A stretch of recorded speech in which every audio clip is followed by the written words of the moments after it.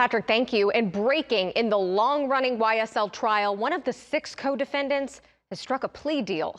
Atlanta News First reporter Brittany Ford was in the courtroom as all of this unfolded. And Brittany, conditions of this plea deal aren't something you see very often.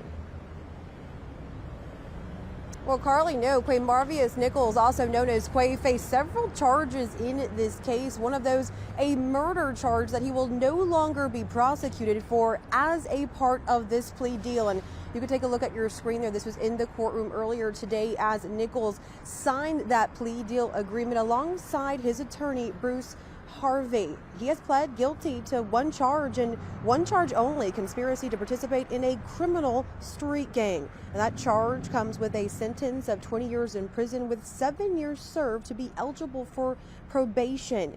Judge Paige Whitaker had this to say to Nichols moments after she approved the plea deal.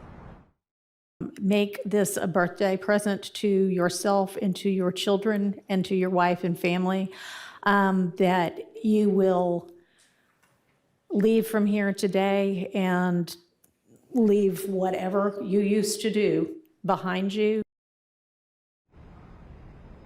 Now, Nichols is the first of the 6 co-defendants to accept a plea deal, and there could be more coming. We also still have that pending mistrial motion that the judge has yet to rule on.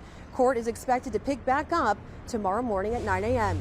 Reporting live at the Fulton County Courthouse, Brittany Ford, Atlanta News First. Thank you, Brittany. And Atlanta News First.